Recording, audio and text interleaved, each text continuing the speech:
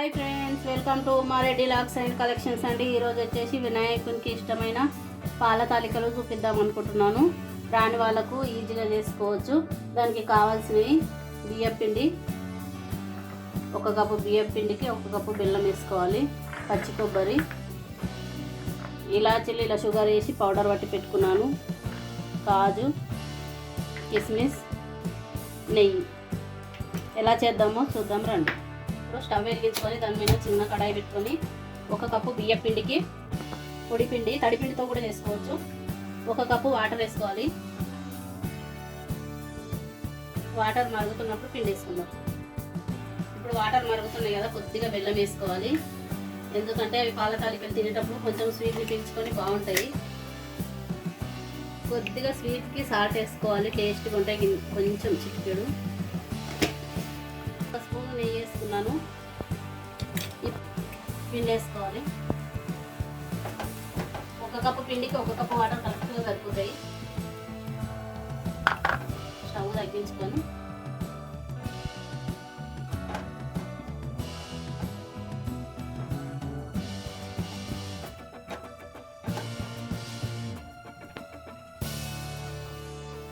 Stove off చేసుకొని పిండిని ఒక ప్లేట్లోకి ఇలా తీసుకొని కలుపుకుందాము.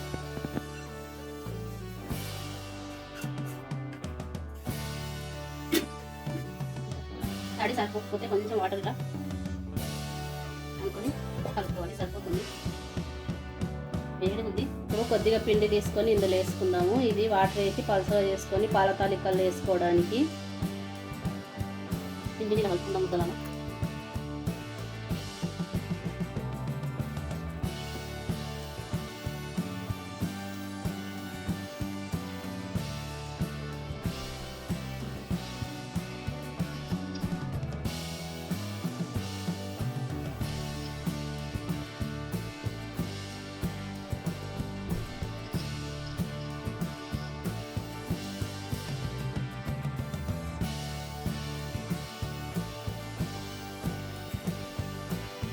పిండి ఇలా ముద్దలా కలిపి పెట్టుకున్నాం కదా, ఇప్పుడు ఇలా గట్టిగా ఉండాలి.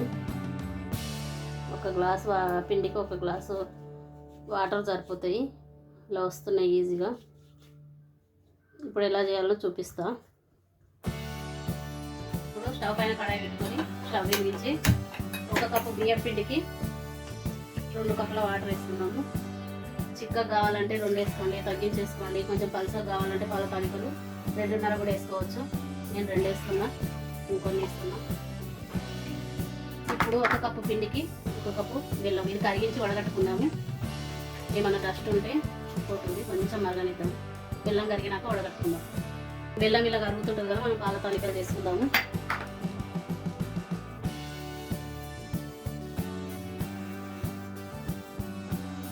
ఇలా పిండి తీసుకొని కొద్దిగా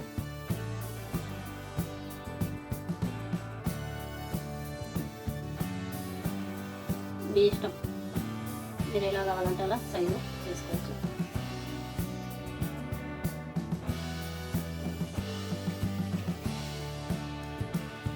చేతికి ఇలా తడిపిండి రాసుకుంటూ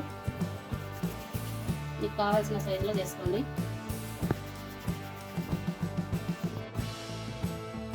ఇప్పుడు బెల్లం కరిగింది కదా, వడగట్టుకుందాము.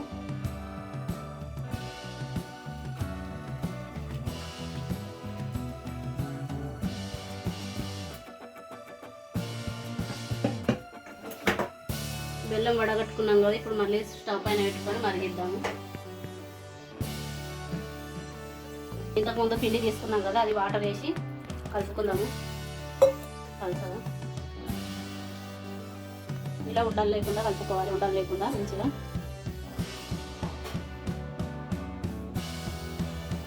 పాల తాలికలు చేసుకున్నాను, కొన్ని ఉండలు కూడా తీసుకున్నాను. ఇదే పిండితోటి ఉండల పాయసం కూడా చేసుకోవచ్చు, అందుకని 2 విధాలుగా చేశాను. ఇలా కొద్దిగా పిండి వేసుకొని ఉండాలైతే ఇది సగం అవి సగం చేస్తున్నాను. స్టవ్ మీద కడాయి, స్టవ్ మీద ఇలా గిన్నె పెట్టుకొని పాలు వేసుకుందాము.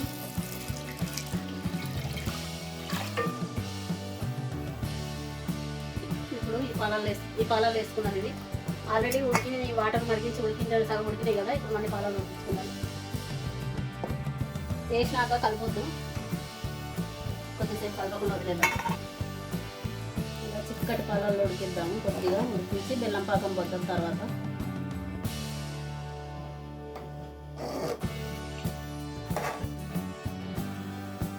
స్టవ్ మీద కడాయి పెట్టుకొని స్టవ్ ఆన్ చేసుకుందాము. డ్రై ఫ్రూట్స్ వేయించడానికి నెయ్యి వేసుకుందాము.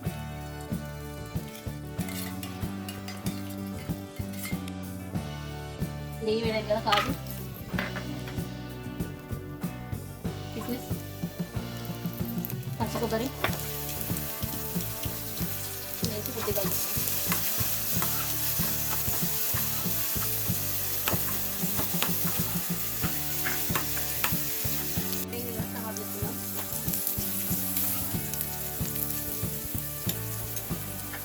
ఇవి ఇలా పాలల్లో పాల తాలికలు ఉండాలి వేసినాం కదా, ఉడుకుతున్నాయి. కొద్దిగా ఉడకాలి.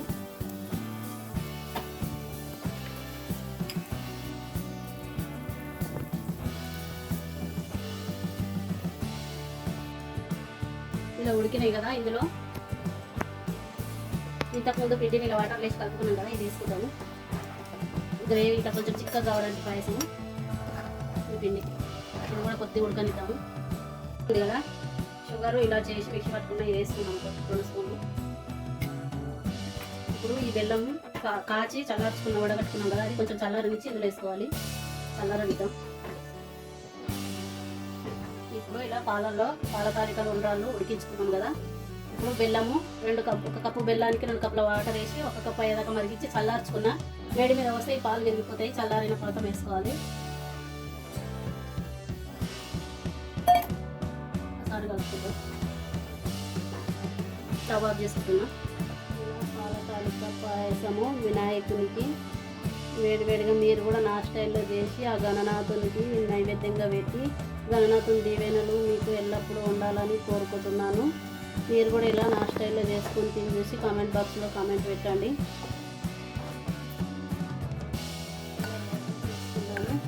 ఈ వీడియో కనుక నచ్చినట్లయితే నా ఛానల్ని లైక్ చేయండి, షేర్ చేయండి, సబ్స్క్రైబ్ చేసుకోండి. Bye friends.